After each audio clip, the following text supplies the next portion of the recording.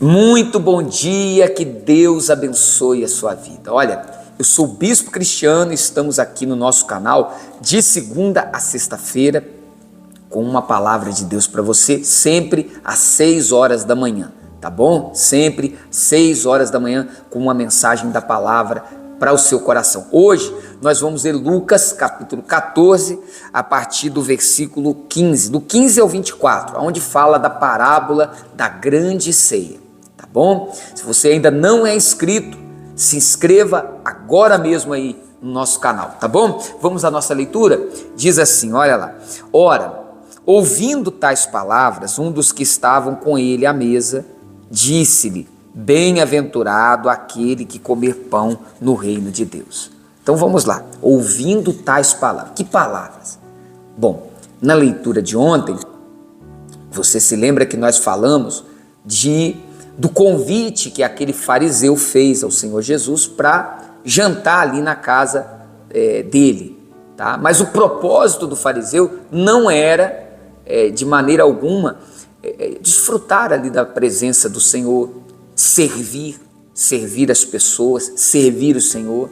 O propósito dele era pegar Jesus ali num erro, né? No sábado, colocaram diante de Jesus um doente ali, sabendo que Jesus ia fazer alguma coisa por ele, e eles iam ter do que acusar Jesus. Eles não estavam ali com o propósito de ter um momento de comunhão, tá?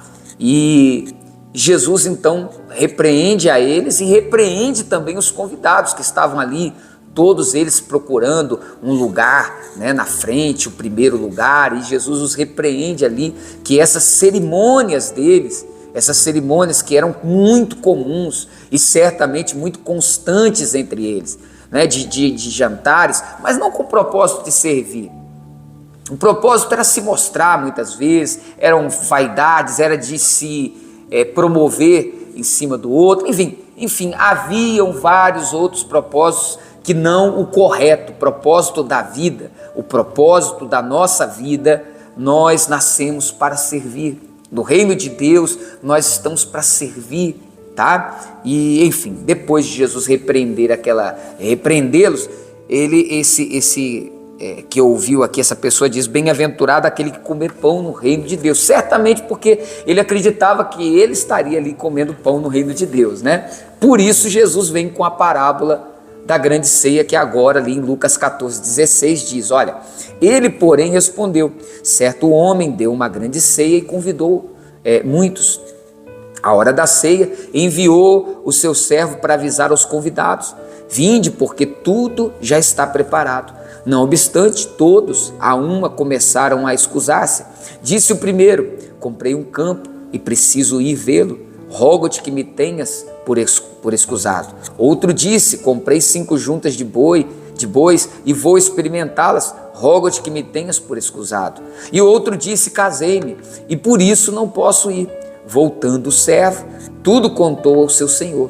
Então, irado, o dono da casa disse ao seu servo, sai depressa para as ruas e becos das cidades e trazei para aqui os pobres, os aleijados, os cegos e os coxos.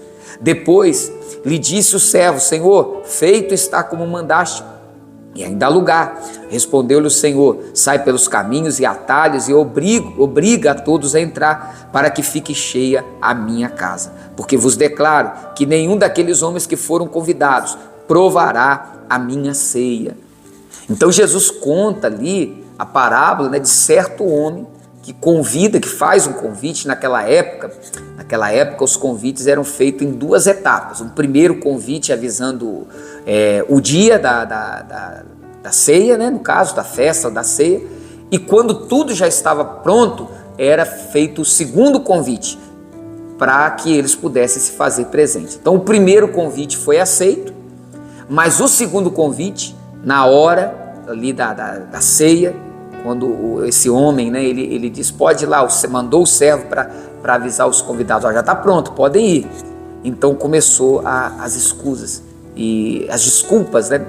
E cada desculpa mais, vamos dizer, esfarrapada, podemos usar essa palavra, do que a outra, né? Porque um disse que comprou um campo e precisava ir vê-lo. A pergunta que eu faço é, qual é a pessoa que vai comprar um campo para depois ir vê-lo. Ninguém compra para ver, e sim vê para comprar. E vamos supor que fosse o início da tarde para a noite, para começar da noite. Esse homem não teria muito tempo, não havia a iluminação que nós temos hoje para examinar aquele campo, tá? E mesmo que fosse possível, ainda assim, ele poderia ter avisado antes que ele não poderia ir nascer, né? Recusado o primeiro convite, mas não, ele não fez. O outro, a mesma coisa, olha, eu comprei 5 juntas de boi e vou experimentá-la. Quem é que compra 5 juntas de bois para depois experimentar, para depois ver? Primeiro se vê, para depois comprar. E o último disse, eu me casei e não posso ir também, que também não era uma desculpa, porque ele poderia ter recusado o primeiro convite e ele não fez. Então não havia ali essa desculpa também. Mas a realidade é que o que pode nos afastar da presença de Deus não são somente aquelas coisas que a gente considera errada, o pecado, por exemplo. Você olha para uma pessoa que está nos vícios, ou que está na prostituição, uma pessoa que está vivendo uma vida errada, né? No adultério, no roubando, enfim, você diz, bom, esse aí está excluído, esse aí ele não é salvo, tá? Mas não são só esses pecados que a gente chama de pecados grandes que podem nos separar da comunhão, porque mesa, que ceia, mesa, fala de comunhão. Não são só essas coisas que podem nos afastar da comunhão. Também existem coisas que não são pecados, como por exemplo você comprar, você casar, família, né? Família, trabalho.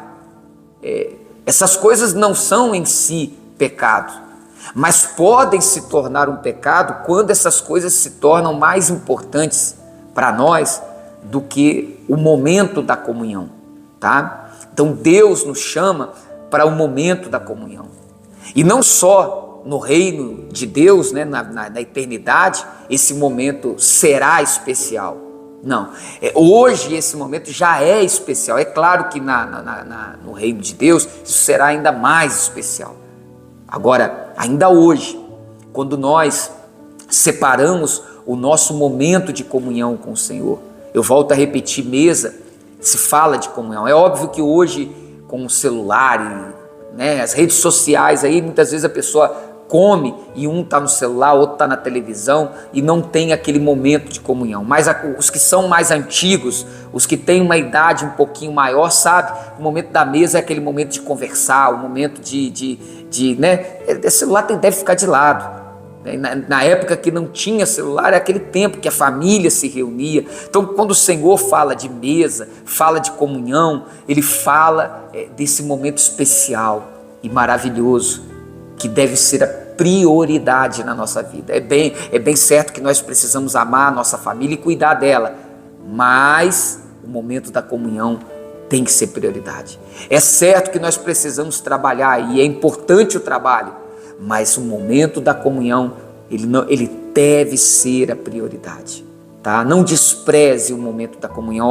Olha o que aconteceu a estes homens, né, que ia acontecer a eles, porque é uma parábola. Jesus estava mostrando até para aquele que pensou que tinha o lugar assegurado ali na mesa, estava dizendo para ele, cuidado, porque se você não valorizar, se nós não valorizarmos, querido, o que Deus nos tem dado hoje, certamente nós ficamos de fora, tá? Então eu quero orar por você aqui agora e nós vamos preparar o nosso copo com água, porque esse momento que nós temos aqui é um momento muito importante de comunhão com o Senhor, tá bom? Não faça desse momento um momento qualquer, esse é um momento especial na presença de Deus. Vamos orar. Pai querido e amado, meu Deus, livra-nos e guarda-nos de todo o orgulho, de toda a prepotência de achar que somos merecedores de alguma coisa quando não somos. Livra-nos do engano, livra-nos de nós mesmos. Pai, te pedimos que nos guarde o nosso coração. Hoje aprendemos, Pai, que não são só as coisas ruins que podem nos separar do privilégio, da comunhão, da mesa, do estar com o Senhor. Muitas coisas boas, distrações, diversões, podem também nos afastar da Tua presença. Nos ajude, Pai, para que não deixemos nenhuma distração nos afastar de Ti. Guarda o nosso coração e perdoa-nos. Eu oro, Pai, para que o Senhor consagre esse copo com água e aquele que está num hospital agora, sofrendo, ou que tem um familiar no hospital e ora pela vida dele. Pedimos para que ele receba a cura dessa doença, seja um câncer, diabetes, a dor na coluna, seja, meu Pai, um problema que de repente nem os médicos conseguiram resolver ou diagnosticar sequer. Eu oro para que haja cura agora, restauração da saúde física dessa pessoa quando ela beber deste copo com água. Amém e amém. Beba da água. Glória a Deus, glória a Deus. Um forte abraço, Deus abençoe. Amanhã voltamos aqui às 6 horas da manhã com outra palavra para você. Deus abençoe.